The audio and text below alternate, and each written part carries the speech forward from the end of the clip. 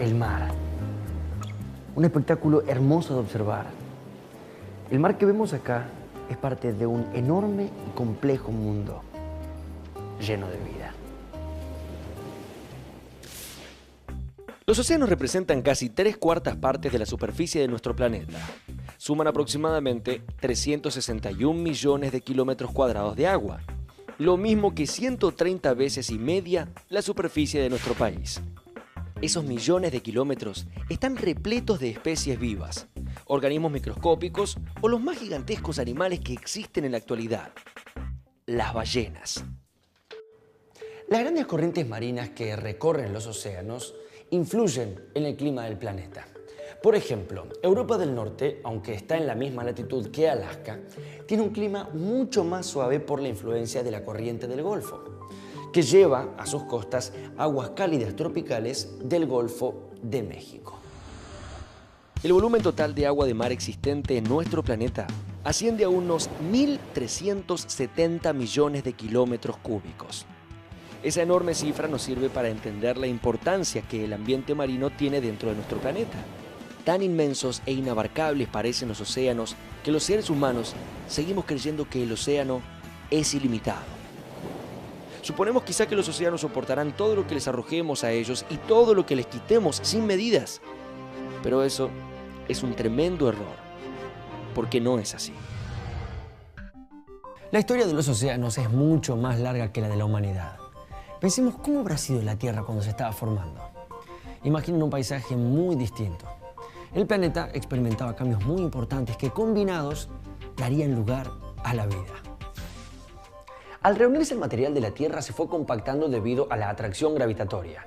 El compactamiento hizo calentar el material y el vapor de agua y otros gases atrapados en las rocas fueron expulsados de las rocas calientes y formaron enormes burbujas que al agruparse estremecieron la Tierra con enormes cataclismos y violentas erupciones volcánicas.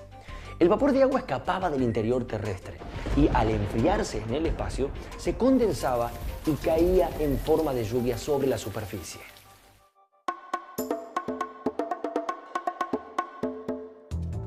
Así como el planeta fue cambiando, también lo hizo el agua. Los mares actuales no tienen la misma composición que los originales. Aquellas aguas contenían grandes cantidades de cloro, bromo, yodo, boro, azufre y nitrógeno. La composición de los océanos y la formación de los mismos se remonta hace más o menos aproximadamente 4.000 millones de años. En ese momento la Tierra era una masa incandescente, la temperatura era muy pero muy elevada y por lo tanto no era posible ningún tipo de vida. La lluvia al caer se evaporaba casi sin tocar la superficie terrestre, por lo tanto tampoco había agua ni vida.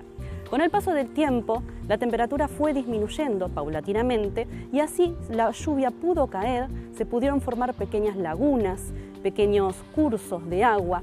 La lluvia al caer fue arrastrando iones, sales desde las rocas, partículas, moléculas muy simples y de esa manera se fueron formando de a poco lo que hoy conocemos como los océanos. Los océanos hoy en día la composición es diferente de la de la antigüedad, tienen otras sales y en otra concentración. Es como que los océanos a través de toda la historia fueron de alguna manera evolucionando y adaptándose a lo que hoy es en día nuestra Tierra. Estudios científicos revelan que la vida surgió hace 3.800 millones de años en los fondos oceánicos, cerca de la boca de los volcanes sumergidos. Fue allí porque el agua se mantenía a una temperatura elevada y las bacterias que procesan azufre pudieron subsistir. Aún hoy existen microorganismos similares llamados sulfobacterias que viven en esas condiciones. Desde que se originó la vida en nuestro planeta hasta la actualidad, el 90% del tiempo la vida estuvo restringida a las aguas. Pensemos que recién hace 600 millones de años aparecieron seres vivos capaces de vivir en tierra firme. Los primeros registros fósiles de bacterias en mares tienen 3.800 millones de años. Se formaron por la actividad de esos microorganismos que al alimentarse expulsaron minerales. Los minerales se acumularon en capas y se convirtieron en formaciones rocosas llamadas estromatolitos. Podemos ver, por ejemplo, que evolutivamente hace millones de años, desde lo que fue una bacteria, de ahí evolucionaron las diferentes formas. De ahí evolucionó un tiburón, un mamífero, un ave. Por supuesto que no fue de un día para el otro, eso necesitó muchísimo tiempo, muchas características, el aumento del tamaño corporal de algunas especies, las condiciones también climáticas y ambientales, las condiciones del agua, la temperatura, el calor. Eso también provocó que, por ejemplo, las primeras especies un poquito más complejas fueran los invertebrados, luego los peces, ya adquiriendo a través de la evolución un sostén interno, como puede ser un esqueleto.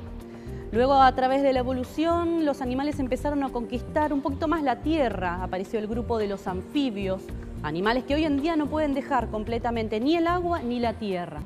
A través de ahí surgieron los reptiles que cambiaron muy pocas características desde hace millones de años.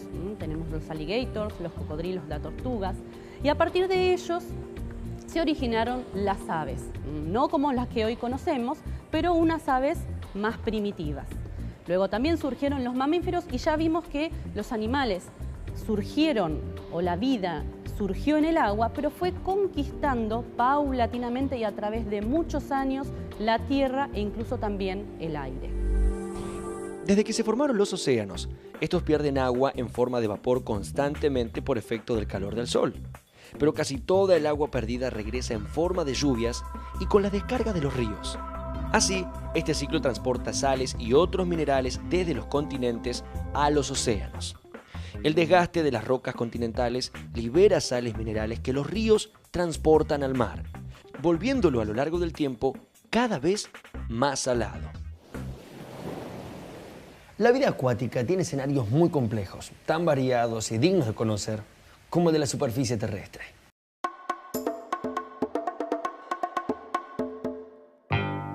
Las grandes masas oceánicas, como el Atlántico, el Pacífico, el Índico, el Ártico y el Antártico, son ecosistemas intercomunicados.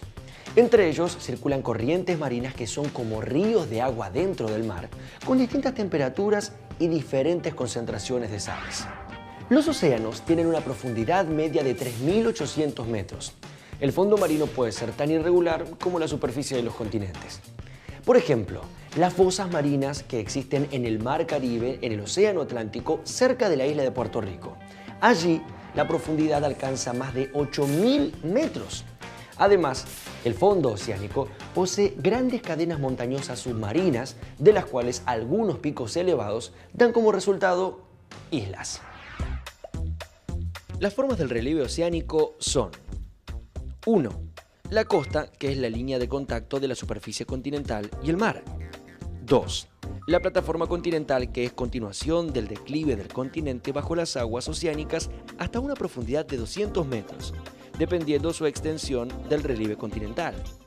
Puede ser amplia cuando es continuación de una llanura y estrecha cuando es continuación de un relieve montañoso. La costa sumada a la plataforma continental es lo que se conoce como región litoral. 3. El borde continental. Es la línea donde la plataforma continental cae abruptamente. Y el talud continental es la pendiente en forma de barranca que llega al fondo oceánico y que forma la pared del continente. 4. La fosa oceánica es una cavidad estrecha y alargada en el fondo oceánico con más profundidad. 5. El fondo abisal, que es la llanura que forma el fondo oceánico. Por último, y como sexta, la dorsal oceánica, que es una cordillera submarina. Las dorsales del centro de los océanos forman el sistema montañoso más extenso del mundo, que abarca alrededor de 60.000 kilómetros. Si pudiéramos estirar esta cordillera sobre la línea del Ecuador, daría una vuelta y media alrededor de la Tierra. Bien, la exploración del relieve submarino tuvo una historia muy larga. Hoy en día la conocemos de una manera muy moderna, pero en la antigüedad el hombre tuvo sus problemas, no solo para conocer la topografía de los océanos subacuáticos, sino también lo que había, los peces, los animales, los invertebrados. El hombre empezó sumergiéndose hace muchos años en la antigüedad para recolectar moluscos, ostras, animales. Luego quiso ver un poquito más qué había más allá, cómo era el relieve justamente subacuático, y empezó a tener que utilizar diferentes elementos, como por ejemplo la campana subacuática o la campana de inmersión. También estos elementos eran un poco primitivos, le restaba aire, disponibilidad de autonomía. Luego empezaron a usarse, por ejemplo, el traje de escafandra. Este traje era muy pesado y luego de a poco empezó a evolucionar lo que hoy conocemos como el buzo. Las limitaciones del ser humano están sobre todo en las profundidades, y es cuando el hombre empezó a usar diferentes artefactos, esferas, batisferas con cámara.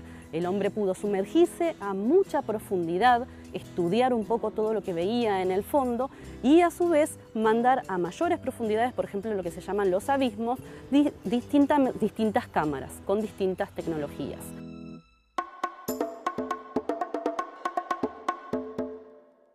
En el mar se encuentra una gran diversidad de ambientes.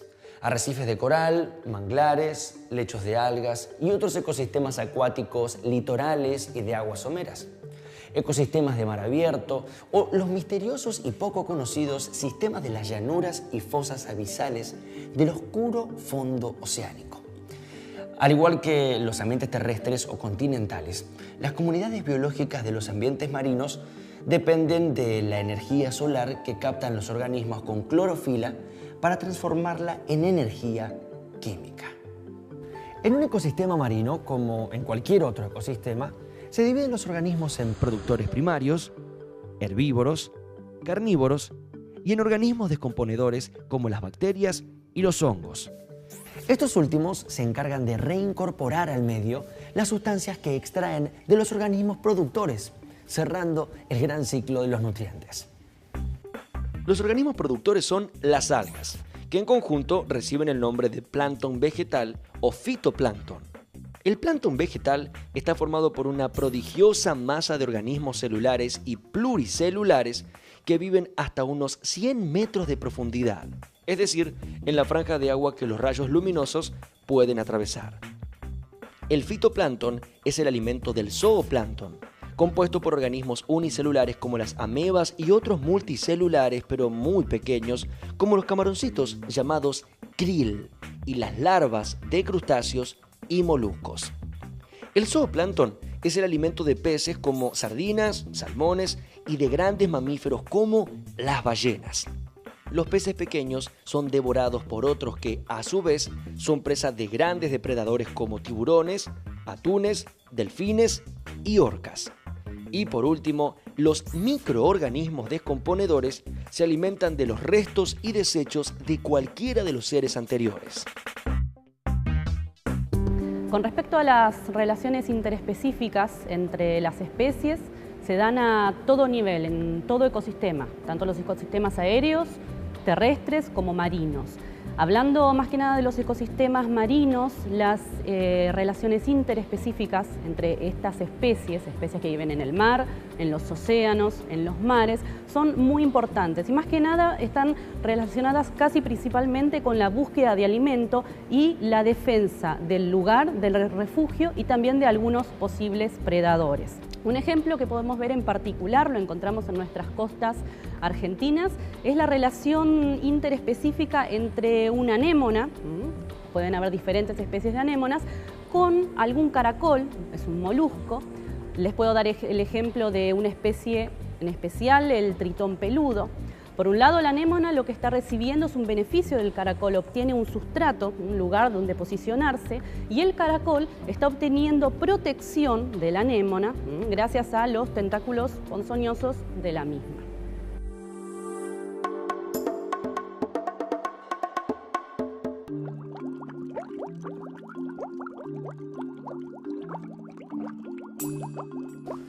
Los arrecifes de coral son ecosistemas asombrosos. Se desarrollan en las aguas tropicales de todos los océanos y se extienden casi bajo la 10ª parte de la superficie total de los océanos. Incluso es posible apreciarlos desde el espacio porque relucen en brillantes colores junto a las líneas costeras y también como formaciones dispersas en mar abierto. Los arrecifes de corales quizás sean las más antiguas comunidades vivas de la Tierra. Pueden tener entre 5.000 y 10.000 años. Sin embargo, la existencia de los corales en nuestro planeta se remonta a millones de años atrás. Los corales son diminutos y primitivos animales pertenecientes al grupo de los coelenterados o cnidarias. Existen unas 2.500 especies diferentes de ellos que tienen la facultad de extraer carbonato de calcio del agua del mar y elaborar con él esqueletos de piedra caliza para su propia protección. A medida que los corales se multiplican en un sitio y añaden capa sobre capa de sus esqueletos calcáreos, se forman grandes arrecifes compuestos de millones de criaturas pertenecientes a varios grupos de vegetales y animales. Los arrecifes de coral son una barrera natural entre las aguas del agitado océano y las aguas tranquilas de la laguna litoral. Esto produce la característica calma en el mar de muchas playas tropicales. El arrecife más grande del mundo es el de la Gran Barrera en Australia. Mide más de 2.000 kilómetros de largo y actualmente es un parque nacional protegido. El delicado equilibrio de los arrecifes se ve amenazado por la contaminación de las aguas, la explotación del coral para joyerías y la pesca excesiva de sus raras especies. Ningún otro ecosistema del planeta reúne tantos seres vivos en un espacio tan reducido como los arrecifes. Un solo arrecife puede albergar 3.000 especies de corales, moluscos, crustáceos y peces que establecen todo tipo de relaciones y asociaciones. Este ecosistema compite en complejidad y diversidad biológica únicamente con los bosques tropicales.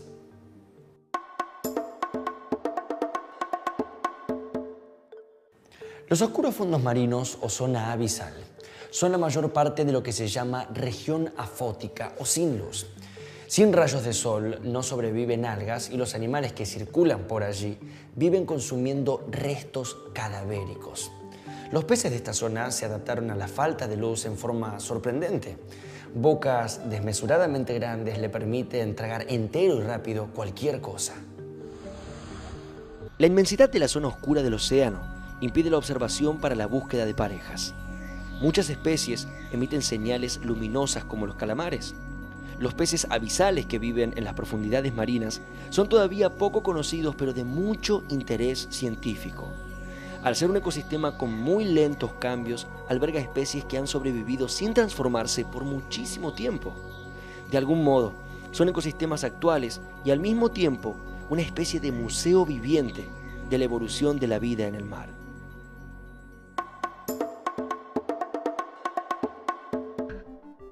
Los seres humanos usamos los océanos desde siempre. Los atravesamos con embarcaciones de todo tipo, arrojamos desechos degradables o no y extraemos alimento. Los océanos tienen hoy en día dos grandes problemas: la contaminación y la sobreexplotación pesquera.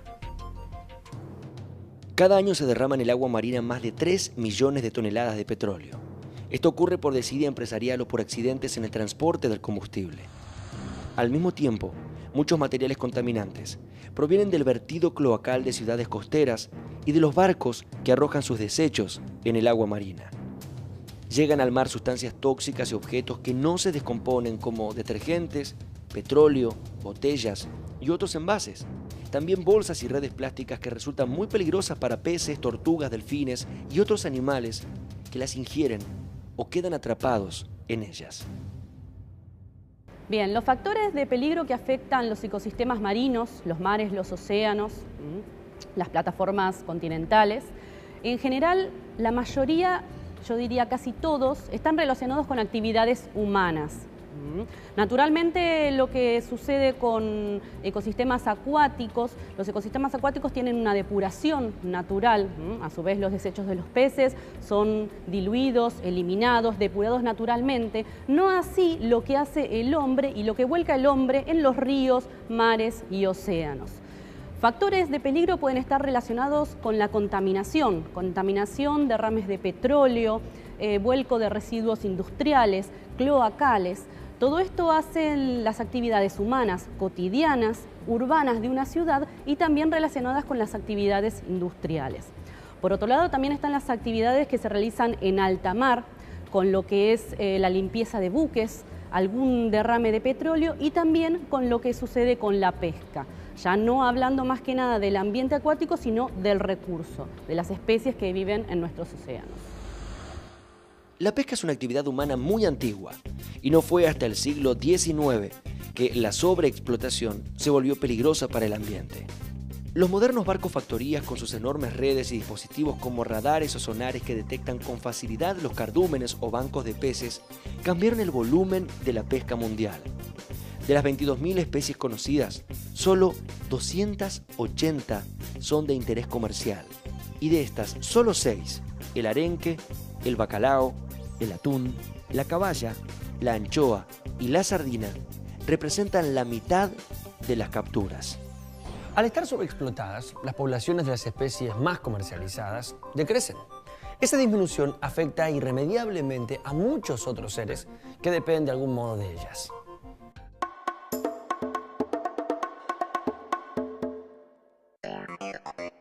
Nuestro país tiene jurisdicción sobre el Océano Atlántico a lo largo de poco más de 6.816 kilómetros.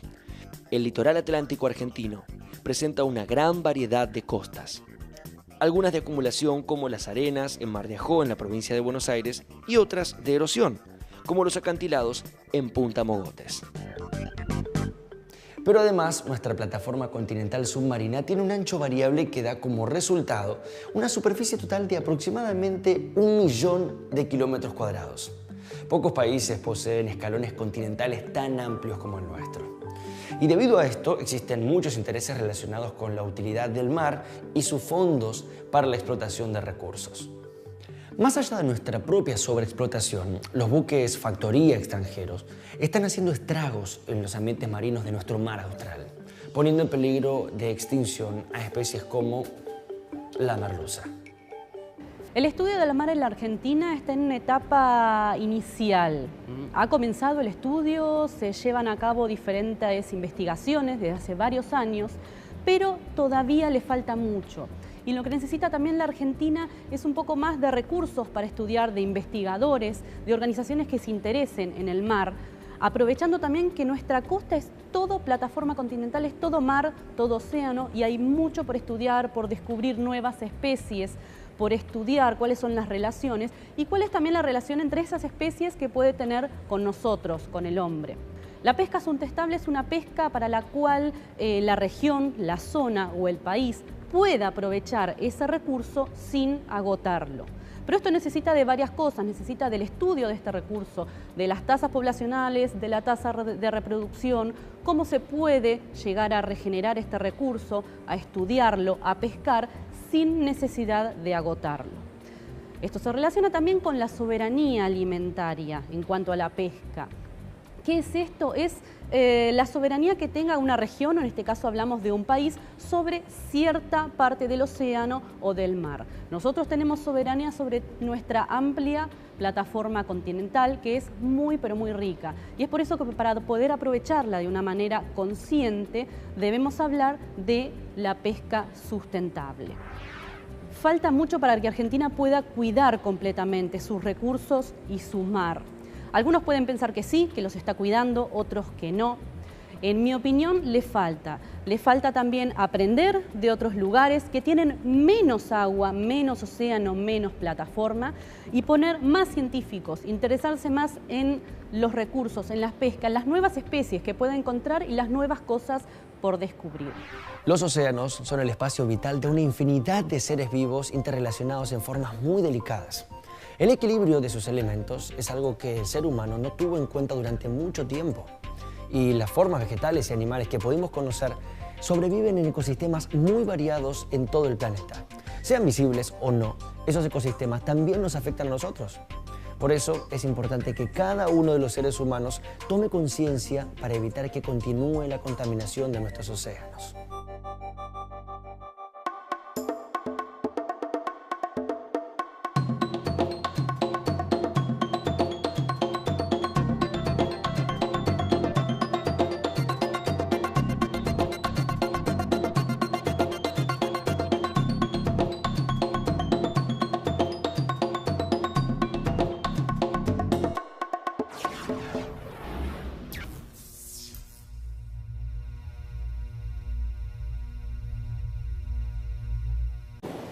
Suponemos quizá que los océanos soportarán todo lo que les arrojemos a ellos y todo lo que les quitemos sin medidas.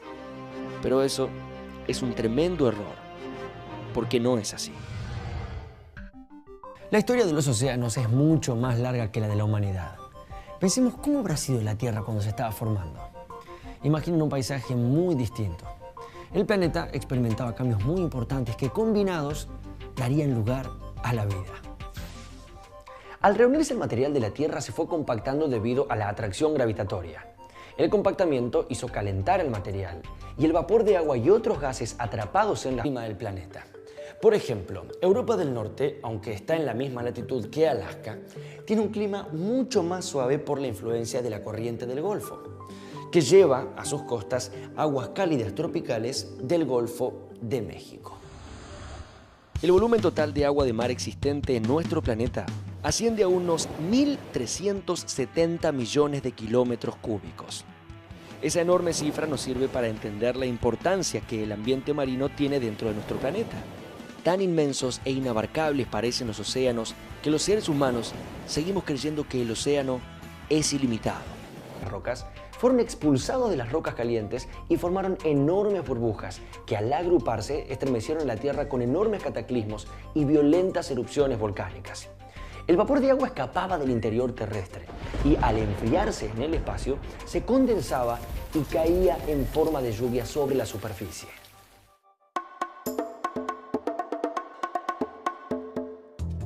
Así como el planeta fue cambiando, también lo hizo el agua. Los mares actuales no tienen la misma composición que los originales. Aquellas aguas contenían grandes cantidades de cloro, bromo, yodo, boro, azufre.